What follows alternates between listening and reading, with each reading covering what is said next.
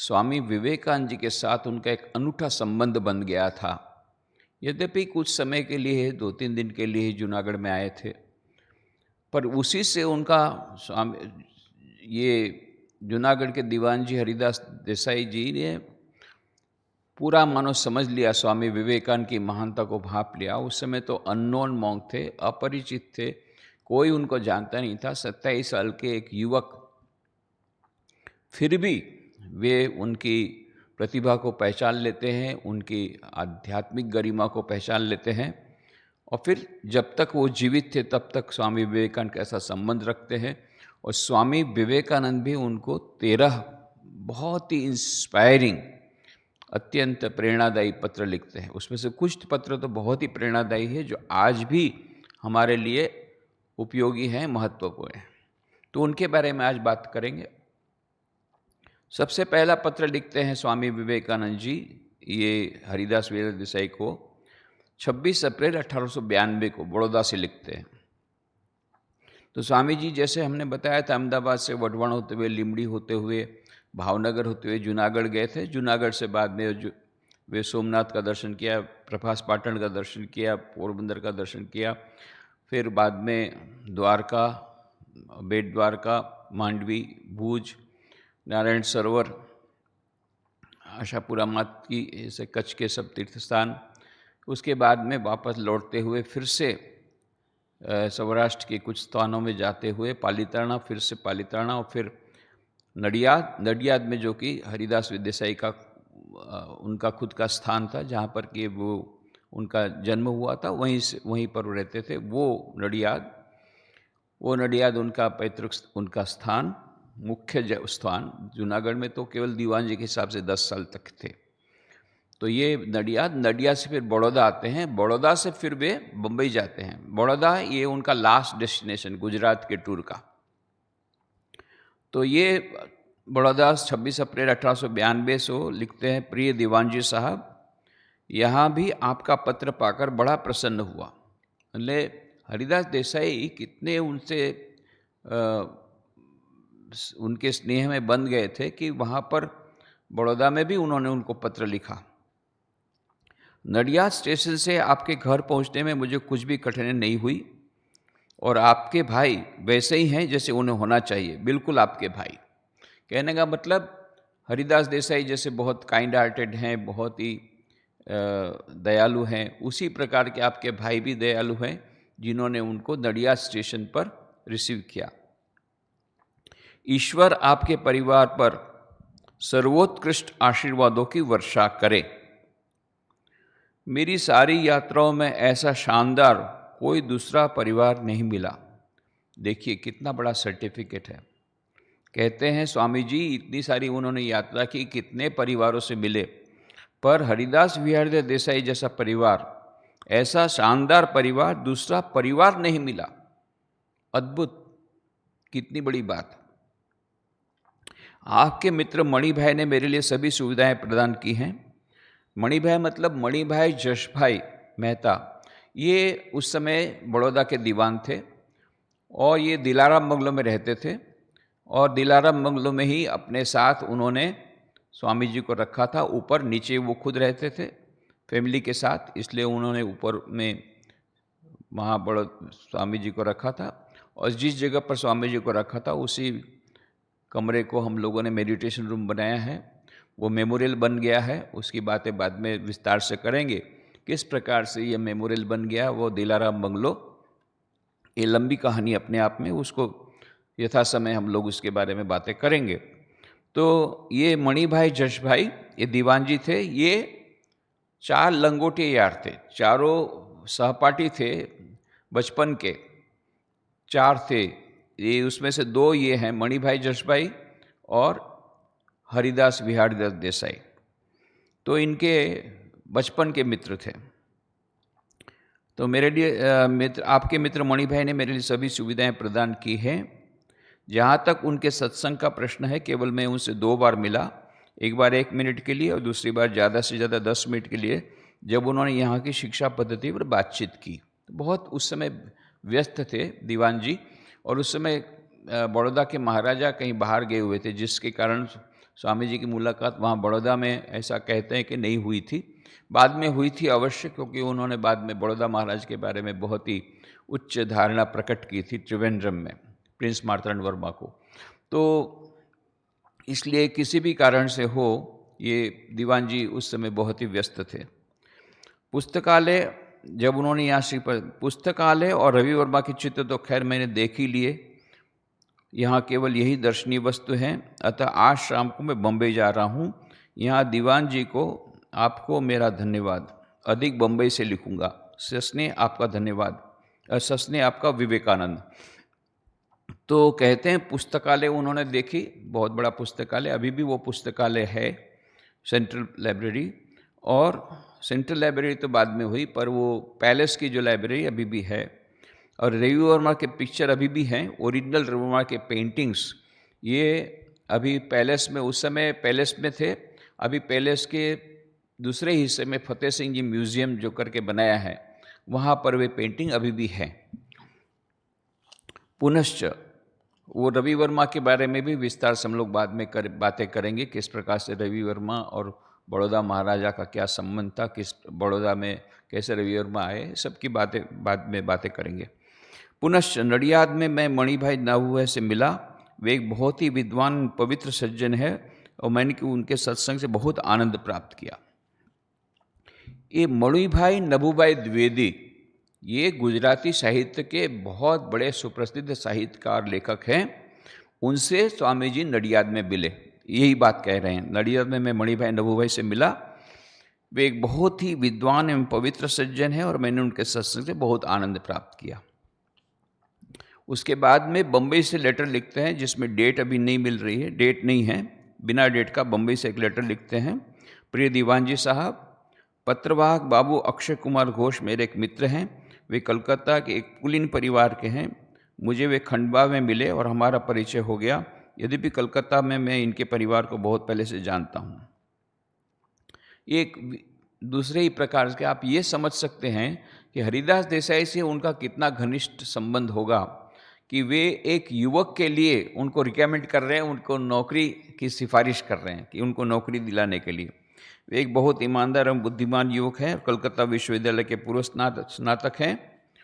और आपको विदित है कि बंगाल में इस समय संघर्ष कितना कठिन है, वो तो आज भी कठिन है, उस समय भी कठिन था।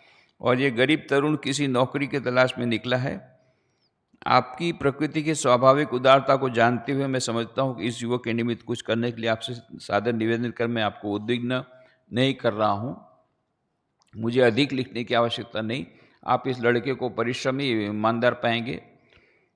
अगर एक सहजीवी के प्रति किया गया एक भी उदारतापूर्ण कार्य उसके संपूर्ण जीवन को सुखी बना देता है, तो मुझे आपसे यह कहने की कोई आवश्यकता नहीं कि यह लड़का इसका एक पात्र है।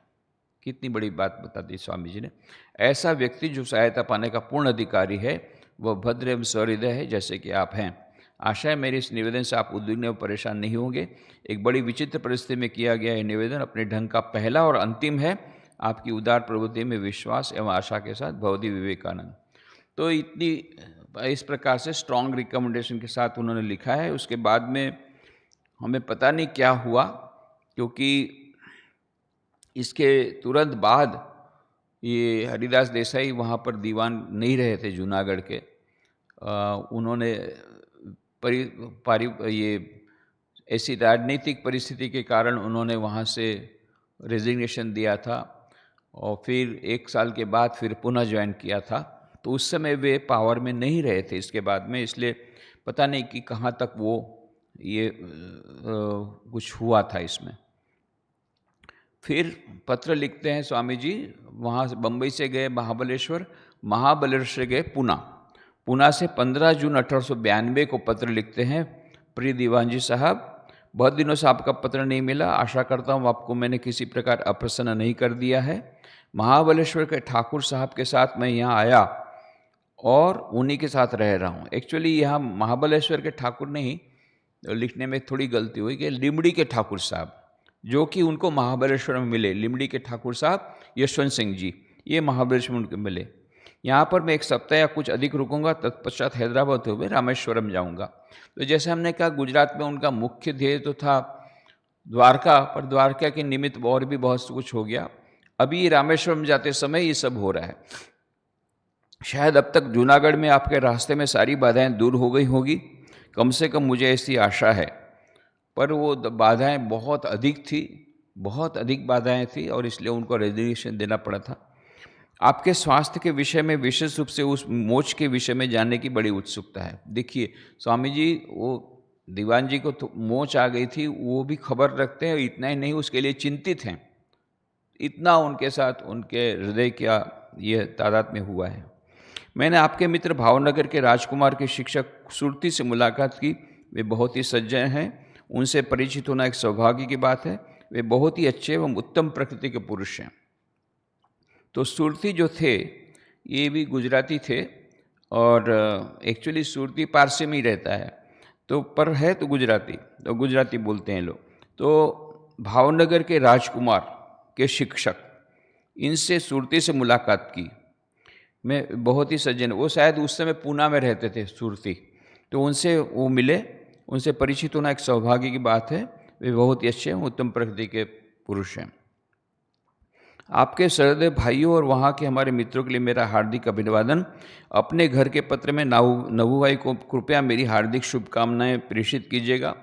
नबू भाई को यहाँ भी याद रख रहे हैं, वो दूसरे पत्र में भी नबू भाई द्विवेदी जो साहित्यकार, जिनके साथ एक ही दिन बातचीत हुई थी, पर उसमें उन्होंने उनको याद रख करके फिर से उसके लिए अपनी स्मृति उनको वहाँ पर प्रेषित कर रहे हैं।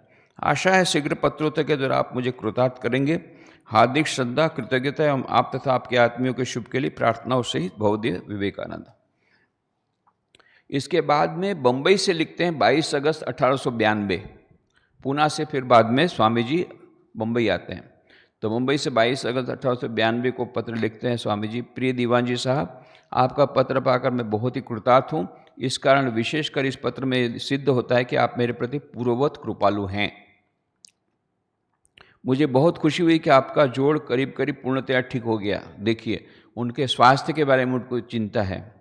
कृपया अपने उदारमना भाई से कहें कि वे वचन भंग के लिए मुझे क्षमा करें। मुझे यहाँ कुछ संस्कृत पुस्तकें उन्हें समझने के लिए सहायता मिल गई है, जिनकी अन्यत्र मिलने की आशा मैं नहीं करता। मैं उन्हें समाप्त करने के लिए व्यग्र हूँ। कल यहाँ मैंने आपके मित्र श्री मनसुख राम से भेंट की। उनके साथ एक सन्यासी मित्र ठहरा है। वे मेरे प्रति बहुत ही कृपालु है और उनका पुत्र भी कृपालु है। ये मनसुख राम त्रिपाठी, ये भी गुजराती साहित्य में एक बहुत बड़ा नाम है, बहुत बड़े साहित्यकार थे ये मनसुख राम त्रिपाठी। और ये मणिभाई जशभाई दीवान जी बड़ौदा के, और ये हरिदास देसाई, ये सब एक साथ मित्र थे। सभी नडियाद के हैं, और नडियाद में एक साथ वो लोग पढ़े हुए थे। अहमदाबाद में सब लोग पढ़ने के लिए एक साथ गए थे बचपन में ही। यहाँ 15-20 दिन रहने के बाद मैं रामेश्वरम को प्रस्थान करूँगा, और लौटते वक्त निश्चय ही आपके पास आऊँगा। यह संसार वास्तव में आप जैसे उच्चात्मा, सहृदय एवं दयालु पुरुषों के कारण ही समृद्ध है। कैसी, किस प्रकार की उक्ति दीवान जी साहब के बारे में, हरिदास दीवान जी के बारे में बोल रहे हैं स्वामी विवेकानंद। यह संसार वास्तव में आप जैसे उच्चात्मा, सहृदय एवं दयालु पुरुषों के कारण ही समृद्ध है। शेष तो जैसा किसी संस्कृत कवि ने लिखा है, कुठार सदृश है जो अपनी माताओं के तारुण्य वृक्ष का उच्छेद करते हैं। ये संस्कृत में कहावत है कि जो कुपुत्र रहते हैं वो अपनी माताओं के तारुण्य वृक्ष का उच्छेद करते हैं। क्यों? माता का तारुण्य चला जाता है, माता की जवानी चली जाती है। जब वो पुत्र प्रसव करती है तो उनकी जो सारी सुंदरता वो संतानों में चली जाती है। तो कहते हैं कुठार सदृश है, जो ऐसे कुसंतान है वो कुठार सदृश हैं जो अपनी माताओं के तारुण्य वृक्ष का उच्छेद करते हैं।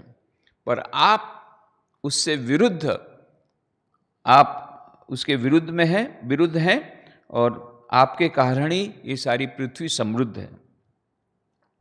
यह असंभव है कि मैं कभी आपकी पितृवत उदारता और देखभाल को भूल जाऊं, और मुझ जैसा गरीब फकीर आप जैसे महान मंत्री का इस प्रार्थना के सिवा क्या प्रत्युपकार कर सकता है कि इस संसार में जो कुछ काम में है, समस्त वरदानों का प्रदाता उसे आपको प्रदान करे, और जीवन के अंत में जो अंत बहुत बहुत बहुत ही दिन तक वह भगवान स्थगित रखे, आपको परमानंद, अनंत सुख तथा पवित्रता की अपनी शरण में ले ले। कितना सुंदर आशीर्वाद देते हैं स्वामी जी। कहते हैं मेरा जैसा फकीर आपके लिए क्या कर सकता है, पर आपकी पितृवत उदारता और देखभाल को भूल जाऊं, और मुझ जैसा गरीब फकीर आप जैसे महान मंत्री का इस प्रार्थना के सिवा क्या प्रत्युपकार कर सकता? बोले मैं इतना ही कर सकता हूँ। आपने इतनी उदार मन से मुझे इतनी सारी मुझे मदद की, सहायता की। मैं तो फकीर हूँ, मैं और क्या कर सकता हूँ? प्रत्युपकार में मैं और कुछ नहीं कर सकता, एक प्रार्थना कर सकता हूँ। और क्या प्रार्थना कर रहे हैं? यही प्रार्थना करता हूँ, इस संसार में जो कुछ काम्य है, समस्त वरदानों का प्रदाता उसे आपको प्रदान करे। जो कुछ प्राप्त करने लायक है, सब कुछ ये भगवान आपको प्राप्त करा दे। इससे बड़ा माने एकदम इससे बड़ा तो कोई वरदान हो ही नहीं सकता। और जीवन के अंत में दूसरा ये है, लौकिक उन्होंने आशीर्वाद दे दिया, अब अलौकिक वस्तु के लिए आशीर्वाद दे रहे हैं। और जीवन के अंत में जो अंत बहुत बहुत ही दिन तक वह भगवान स्थगित रखे, आपको परमानंद, अनंत सुख तथा पवित्रता की अपनी शरण में ले ले। ये कितना बड़ा आशीर्वाद स्वामी जी उनको दे रहे हैं, भवदीय विवेकानंद। इसके बाद में पुनश्च में थोड़ा ही बातें बोलते हैं कि कुछ बातें बताया है, उसको हम लोग छोड़ देते हैं। फिर खेतड़ी से 28 अप्रैल को 1893 को स्वामी जी लेटर लिखते हैं। प्रिय दीवान जी साहब, यहाँ आते समय मैं आपके स्थान पर नदिया जाकर अपना वचन पूरा करना चाहता था, लेकिन कुछ परिस्थितियों के कारण ऐसा नहीं कर पाया। सबसे प्रधान बात यह थी कि आप वहाँ थे नहीं, और हेमलेट की भूमिका को छोड़कर हेमलेट नाटक का अभिनय एक हास्यास्पद बात होती, तथा मुझे निश्चित रूप से मालूम था कि आप कुछ ही दिनों में नडियाद आने वाले हैं, और चूंकि मैं भी शीघ्र ही ये करीब 20 दिन में बम्बई जाने वाला हूँ, मैंने तब तक के लिए अपनी यात्रा को स्थगित कर देना उचित समझा। अब ये 28 अप्रैल 1893 को ये लेटर, इतना लंबा लेटर लिख रहे हैं स्वामी जी। उसके पीछे का बैकग्राउंड ये है कि स्वामी जी तो गए थे, वो बताया कि किस प्रकार से वो वहाँ पर शिकागो धर्म सभा के लिए जाने की बात चली, और कन्याकुमारी के शिलाखंड पर बैठकर उन्होंने निर्णय लिया, और बाद में फिर भी अनिर्णित थे। फिर माँ शारदा का आशीर्वाद मिला। उसके बाद में रामनाथ महाराजा बैकआउट कर गए। उसके बाद में मद्रास के युवकों ने कुछ पैसा एकत्रित किया। ये सब बातें हमने बताई है। फिर उनका टिकट करने के ये जाना भी निश्चित हो गया कि बम्बई से वो जाएंगे जहाज़ में शिकागो। ये सब हो गया था निश्चित। उसी समय अब खेतड़ी के महाराजा को, जब वहाँ पर खेतड़ी में थे, तब खेतड़ी के महाराजा ने एक बार व्यग्र होकर के कहा था व्याकुलतापूर्वक, स्वामी जी आपका बहुत आशीर्वाद मुझ पर है, और आपके आशीर्वाद से मेरे पास कुछ भी याचना करने के लिए नहीं है, पर एक ही बात मुझे थोड़ी खलती है कि मेरा कोई उत्तराधिकारी नहीं है, 2 कन्याएं हैं, पुत्र नहीं। यदि आप आशीर्वाद करें तो स्वामी जी ने, उनके साथ तो इतनी घनिष्ठता थी और इतने अधिक वो खेतड़ी महाराजा को प्यार करते थे, उनको दीक्षा भी दी थी, तो उनको आशीर्वाद दिया, और उनके आशीर्वाद से उनको सचमुच में सुपुत्र की प्राप्ति हुई। तो खेतड़ी के महाराजा ने बहुत बड़ा जश्न मनाने का किया, बहुत बड़ा उत्सव। अब उत्सव में स्वामी विवेकानंद की बीच में उसके बिना होगा नहीं, क्योंकि उनके आशीर्वाद से सब हुआ है। सबको पता लगाओ स्वामी विवेकानंद कहाँ पर है, पता नहीं लग रहा है। अब ऐसा कुछ हुआ कि वहाँ पर वो भूत लोगों ने परेशान किया, प्रेतात्मा ने परेशान किया स्वामी जी को, क्या इस प्रकार से तो आप माँ मर गई है आपकी। तो इसलिए उन्होंने वहाँ पर तुरंत स्वामी जी ने कहा कि मुझे चिंता हो रही है कि सचमुच में क्या माँ मर गई है। तब बाद में जहाँ पर थे वो भट्टाचार्य, उन्होंने तुरंत उनके अपने मित्र को वहाँ पर कलकत्ता में टेलीग्राम दिलवाया कि जल्दी से खोज करो। तब इन लोगों को पता पड़ा कि ये स्वामी जी तो मद्रास में हैं। तो उसी बीच खेतड़ी के महाराजा के साथ ये उनके छोटे भाई महेंद्र दत्त का पत्र व्यवहार होता था, क्योंकि हर महीना 100 रुपये भिजवाते थे, जैसा स्वामी जी ने अनुरोध किया था।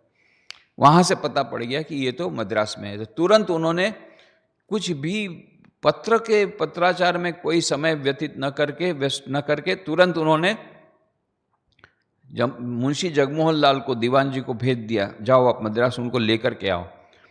अब ये स्वामी जी के, भाई मैं अभी जाने की स्थिति में नहीं हूँ, मेरी सब तैयारी हो गई, मुझे विदेश जाना है। बोले सब राजा आपकी सब व्यवस्था कर देंगे, पर आपको आना ही पड़ेगा, आपके बिना ये इतना बड़ा उत्सव होगा नहीं। तो पकड़ के लाने के लिए ले जाए। तो अब ये पकड़ के ले आए और उन्होंने टिकट भी बना दी, रेलवे की टिकट भी खरीद ली। अब इस बीच में जब उनको खेतड़ी जाना हुआ तो इन्होंने रास्ते में नडियाद आता है, नडियाद स्टेशन आता है, तो उन्होंने महाराजा को, दीवान जी को लिखा था कि मैं नडियाद स्टेशन में उतरूंगा एक आध दिन के लिए, यदि आप होंगे तो आपसे मिल करके फिर मैं खेतड़ी जाऊंगा। अब उनका उत्तर आया नहीं। उत्तर नहीं आया तो उन्होंने यही सोचा कि भाई अब दीवान जी खुद नहीं हैं तो अब जाके क्या फ़ायदा। बहुत सुंदर उन्होंने रिमार्क कितना अच्छा दिया। बोले शेक्सपियर का नाटक है हेमलेट नाम का। अब मान लो हेमलेट नाटक कोई ड्रामा कर रहा है और हेमलेट जो पात्र है वो बीमार हो जाए, अरे बिना हेमलेट के हेमलेट का नाटक ही होगा ही नहीं, वो तो मेन हीरो वही है, बाकी सब तो साइड हीरो है। तो जैसे बिना हेमलेट के हेमलेट नाटक नहीं हो सकता, मैं जा रहा था दीवान जी आपको मिलने के लिए। अब मैंने आपको पत्र लिखा, उसका उत्तर नहीं मिला, उससे मैंने समझ लिया कि आप वहाँ पर नहीं हैं। तो मैंने यही सोचा कि ऐसा करता हूँ, खेतड़ी से वापस लौटना पड़ेगा, मुंबई जाना है, मुंबई जा कर के मुझे जहाज लेना है अमेरिका जाने के लिए, तो रास्ते में तो नडियाद आएगा, तो अभी जाते समय नहीं जाते हुए लौटते समय आऊँगा, क्या है, आपसे मिलना तो है, बिना आपके मिले तो अमेरिका जाने के पहले बिना मिले कोई फ़ायदा नहीं है, और आप अभी है नहीं तो जाके क्या फ़ायदा, लौटते समय आऊँगा। ये उनका रीजनिंग परफेक्ट था, एकदम परफेक्ट था, और इसलिए उन्होंने ऐसा डिसीजन लिया, नहीं गए। इसके बीच में ये जगमोहन लाल ने, मुंशी जगमोहन, उत्साह के अतिरेक में उन्होंने टिकट भी खरीद ली रेलवे के, तो इसलिए भी बीच में उतरना असंभव था, रतलाम की टिकट ले ली थी। तो ऐसा होने के कारण स्वामी जी ने सब इधर ये इनको जब पता पड़ा तो वो जूनागढ़ से आ गए स्वामी जी को मिलने के लिए, इधर नडियाद आ गए कि वहाँ स्वामी जी से मिलना होगा। और स्वामी जी तो इधर निकल गए नडियाद में, वहाँ पहुँच करके खेतड़ी पहुँच गए। तब उनको बहुत बुरा लगा, अरे मैं आपके कारण आया मिलने के लिए और आप तो फिर बोले थे मैं उतरूंगा। तो स्वामी जी का, मैंने उतरूंगा ऐसा नहीं बोला था, मैंने बोला था, पता लगाने के लिए कहा था कि आप हैं या नहीं। जब आपका उत्तर नहीं आया तो मैं समझ गया आप नहीं हैं, पर सचमुच में इन लोगों ने ऑलरेडी पत्र लिखा था, वो पहुंचा नहीं था स्वामी जी के पास, मद्रास क्रॉस हुआ। उस समय के ज़माने में बहुत पत्र में टाइम लगता था, आज के समान ईमेल तो था नहीं, टेलीग्राम होता था, टेलीग्राम भी बहुत कॉस्टली होता था। तो ये सब कम्युनिकेशन गैप हो गई, उसके कारण दीवान जी को इतना बुरा लगा, क्योंकि वो इतना प्यार करते स्वामी जी, वह उनको बहुत बुरा लगा कि मेरे को बिना मिले स्वामी जी चले गए खेतड़ी, कुछ मेरी गलती हुई है। फिर उनको लगा नहीं, ये जो मेरे भाई लोग हैं इन्होंने कुछ इनके साथ मिसबिहेव किया होगा। तो भाई लोगों को बहुत डांटा कि तुम लोगों ने इतने अच्छे स्वामी जी को तुम लोगों ने क्या इंसल्ट किया कि स्वामी जी यहाँ आ नहीं रहे नडियाद को बाईपास करके चले गए, जरूर तुम लोगों ने कुछ मिसबिहेव किया है, ये उन्होंने डांटा। और फिर उन्होंने स्वामी जी को लिखा कि मैंने अपने भाइयों को बहुत डांटा है कि इस प्रकार से आपके साथ मिसबिहेव किया हो, मैं उनकी ओर से आपके पास एक क्षमा प्रार्थना करता हूँ, परंतु आप हमको क्षमा कर दीजिए यदि हमसे भूल हुई तो, ये करके लिखा। स्वामी जी तो उतर गए, एकदम से आकाश से नीचे गिर गए। अरे भाई, मैं आपके प्रति मैं आपके प्रति कभी गुस्से में आ सकता हूँ, क्रोधित हो सकता हूँ, नाराज हो सकता हूँ? ऐसा आप सोच कैसे सकते हैं, आपके बारे में ऐसा सोच सकता हूँ? या आपके भाई भी इतने उदार मना है? ये कुछ था ही नहीं, ये केवल कम्युनिकेशन के कारण हुआ है। इसके कारण ये पूरा लंबा पत्र उनको लिखना पड़ा कि स्वामी की मुझे निश्चित रूप से मालूम था कि आप कुछ ही दिनों में नडियाद आने वाले हैं, और चूंकि मैं भी शीघ्र ही करीब 20 दिनों में बंबई आने वाला हूं, मैंने तब तक के लिए अपनी यात्रा को स्थगित कर देना उचित समझा। यहाँ खेतड़ी के राजा मुझसे मिलने के लिए बहुत ही उत्सुक थे और उन्होंने अपने वैयक्तिक सचिव को मद्रास भेजा था, इसलिए मुझे खेतड़ी आना पड़ा, लेकिन यहाँ गर्मी असह्य, तो मैं शीघ्र ही आने वाला हूँ। और बहरहाल दक्षिण में के प्रायः सभी राजाओं से परिचित हो गया है, और कहीं परिचित हो गया, और कई स्थानों में मैंने विचित्र बातें देखी, जिनके विषय में अगली बार मैं मिलने पर विस्तार पर बताऊंगा। मैं अपने प्रति आपके स्नेह को जानता हूँ और आशा है आप मेरे वहाँ न पहुँचने के लिए क्षमा करेंगे, फिर भी कुछ ही दिनों में मैं आपके यहाँ आ रहा हूँ। रतिबाई से मैं ट्रेन में मिला था, वे पूर्वत अच्छे दयालु सज्जन है। प्रिय दीवान जी साहब, मैं आपके लिए इससे अधिक और क्या कामना कर सकता हूँ कि आपके उस सुअर्जित, सर्व प्रशंसित और सर्व समादृत जीवन के उत्तरार्ध में, जो सदा ही सतत पवित्र, शुभ एवं दयामय प्रभु के पुत्र पुत्रियों की सेवा में रत रहा है, प्रभु ही आपके सर्वस्व हों। एवं अस्तु। सस्ने आपका विवेकानंद। कितना बड़ा आशीर्वाद स्वामी जी दे रहे हैं कि आपके सुअर्जित, सर्व प्रशंसित और सर्वमादृत जीवन के उत्तरार्ध में, जो सदा ही सतत पवित्र, शुभ एवं दयामय प्रभु के पुत्र पुत्रियों की सेवा में रत रहा है, प्रभु ही आपके सर्वस्व हो जाए। एवं अस्तु। ये बहुत सुंदर उन्होंने पत्र स्वामी जी ने लिखा। अभी यहाँ समाप्त नहीं होता। हरिदास देसाई को अभी भी बुरा लगा हुआ है, इसके बारे में बाद में और सफाई देते हैं, ये सब हम कल देखेंगे। यहाँ समाप्त करें। ओम शांति शांति शांति। हरि ओम तत्सत। श्री राम कृष्णार्पणमस्तु।